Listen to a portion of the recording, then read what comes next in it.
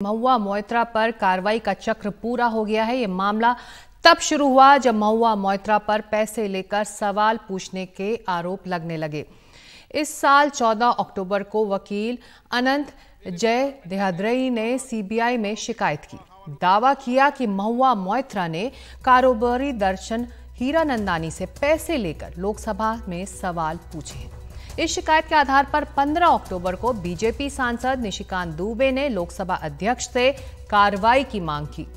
निशिकांत दुबे ने आईटी राज्य मंत्री राजीव चंद्रशेखर को भी चिट्ठी लिखकर इसकी डिजिटल जांच की मांग की। इस मामले में बड़ा मोड़ 19 अक्टूबर को आया जब कारोबारी दर्शन हीरानंदानी ने एक एफिडेविट में कई आरोप लगाए। दर्शन हीरानंदानी ने माना कि उन्हें महुआ मोइत्रा ने सवाल पूछने के लिए लोकसभा पोर्टल का अपना लॉगिन आईडी और अपना पासवर्ड दिया। उन्होंने ये भी कहा कि महुआ ने प्रधानमंत्री पर हमले के लिए अदानी समूह को निशाना बनाया। दर्शन हीरानंदानी ने यह भी जोड़ा कि उन्होंने कई सवाल अपुष्ट जानकारियों पर पूछे और ये बताया कि उन्होंने महुआ मोइत्रा के महंगे उपहार उनको दिए, उनकी यात्राओं का भी खर्चा उठाया। इन सब के बीच लोकसभा स्पीकर ओम बिरला ने आचार समिति को यह मामला सौंप दिया। आचार समिति ने महुआ मोइत्रा को पूछताछ के लिए बुलाया, लेकिन आचार समिति में भी विवाद हो गया। कुछ सदस्यों ने कहा कि महुआ से निजी सवाल पूछे गए, जबकि आचार समिति के अध्यक्ष ने आरोप लगाया कि महुआ मोइत्रा ने उनसे अभद्रता की है। बहरहाल आचार समिति ने अपनी रिपोर्ट लोकसभा अध्यक्ष को दी। आचार समिति ने महुआ के निष्कासन की सिफारिश की।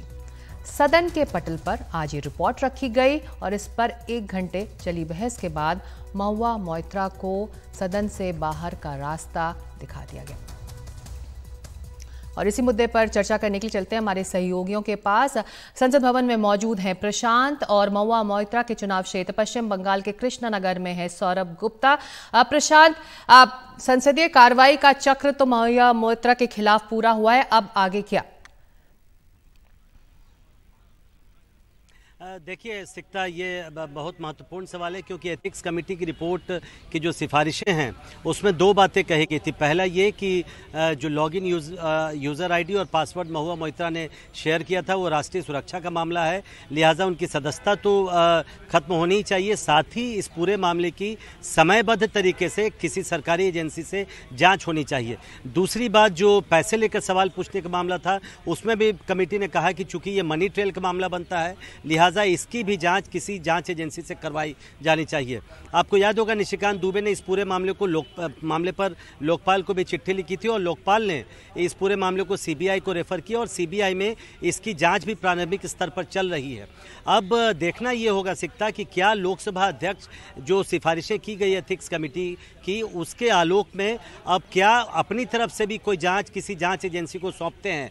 क्या पुलिस को ये जांच सौंपी जाती है या सीबीआई, ईडी या अन्य जो ऐसी एजेंसियां हैं उनको कोई जांच सौंपी जाती है। तो आपने बिल्कुल ठीक कहा कि संसद में तो इस प्रकरण का हिस्सा पूरा हो गया, लेकिन आगे क्या कोई और भी जांच की जाती है और अगर वो जांच होती है तो वो उसमें क्या निकल कर आता है, वो कहां तक जांच जाती है, ये अभी मुझे लगता है कि ये अभी बाकी है। जी सौरभ, आप महुआ मोइत्रा के जो चुनावी क्षेत्र है कृष्णनगर वहां पर मौजूद है। इस खबर के बाद किस तरह के रिएक्शंस आपको उनके इलाके के लोगों से मिले हैं?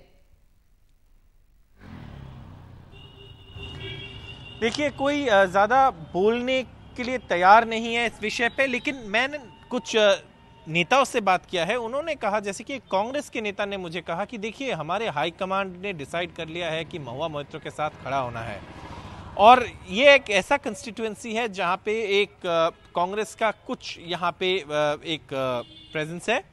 यहाँ पे उनके कुछ पंचायत भी बनाए हैं उन्होंने पिछले पंचायत चुनाव में। तो इस स्थिति में कांग्रेस की सपोर्ट बहुत अहम बन जाती है अगर हम चुनावी क्षेत्र की बात करें, क्योंकि आने वाले कुछ दिनों में चुनाव होने वाले हैं 6 महीने में, और उस पे यहाँ के लोग जो एक सवाल हमेशा पूछते हैं कि अगर महुआ मोइत्रा को ही खड़ा करवाया गया इस चुनाव क्षेत्र में तो उनका जीतने का संभावना है। इसीलिए जीतने का संभावना है क्योंकि चुनावी अंक जो है वो तृणमूल के फेवर में है अब तक। यहाँ पे अगर इंडिया अलायंस के सीट शेयरिंग की पैक्ट बनती है और सारे जो कांग्रेस के जो वोट्स है वो भी यहाँ पे तृणमूल के साथ रहे। लेकिन लोगों का मन में ये भी सवाल है कि देखिए, सांसद के हिसाब से यहाँ पे पहले से ही कोई यहाँ के जो रहने वाले हैं नहीं बने हैं। ज्यादा से ज्यादा लोग जो है यहाँ का जो प्रतिनिधित्व करते हैं वो यहाँ से नहीं है। जैसे कि इसके पहले तापोश पाल थे जो यहाँ के नहीं थे लेकिन वो यहाँ के सांसद थे। उसके बाद महुआ मोइत्रा जो यहाँ के रहने वाले तो नहीं है लेकिन यहाँ के सांसद है।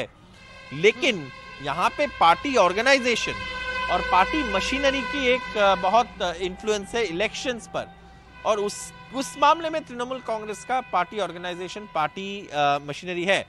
और महुआ मोइत्रा के सपोर्ट में तृणमूल के रैंक एंड फाइल लाइन पे आ जाएंगे, क्योंकि उनके जो सुप्रीमो है ममता बनर्जी ने ये साफ कर दिया कि वो महुआ मोइत्रा के साथ है। लेकिन एक सवाल जो लोग पूछते हैं कि क्या महुआ मोइत्रा अगला चुनाव में खड़ा हो सकते हैं? क्या एक्सपेल्शन का मतलब expulsion for life, expulsion for only this parliament 17th Lok Sabha? ये सवाल जरूर सब हर कोई पूछ रहे हैं। बिल्कुल दिलचस्प होगा पश्चिम बंगाल की राजनीति में ये सवाल भी। लेकिन प्रशांत, जब लोकसभा अध्यक्ष ने एक्सपेल करने का फैसला सुनाया उसके बाद हमने ये बाहर की तस्वीरें देखी जब महुआ मोइत्रा के साथ विपक्ष के तमाम बड़े नेता साथ साथ चलते दिखाई दिए। तो आपको लगता है विपक्ष जो इस वक्त एक मुद्दे की तलाश में है, विधानसभा चुनावों के नतीजों के बाद उसको घेरना है सरकार को, बीजेपी को तो एक बैठे बिठाए उसे मुद्दा मिला है और उसी को भुनाने की कोशिश है ये? देखिए, पिछले कुछ दिनों से अगर इंडिया गठबंधन की बात करें सिकता, तो केवल गलत कारणों से वो सुर्खियों में आ रही थी इंडिया गठबंधन। इन तीनों राज्यों में हार हुई तो कई गठबंधन के साथ के पार्टियों ने कहा कि ये केवल कांग्रेस की हार है, मतलब कांग्रेस की हार से उन लोगों ने किनारा कर दिया। इसके अलावा चाहे अखिलेश यादव हों, ममता बनर्जी हों, नीतीश कुमार हों, सब ने कहीं न कहीं जो देरी हो रही थी सीट शेयरिंग को लेकर और बैठक को लेकर उस पर कांग्रेस पर निशाना साधा था।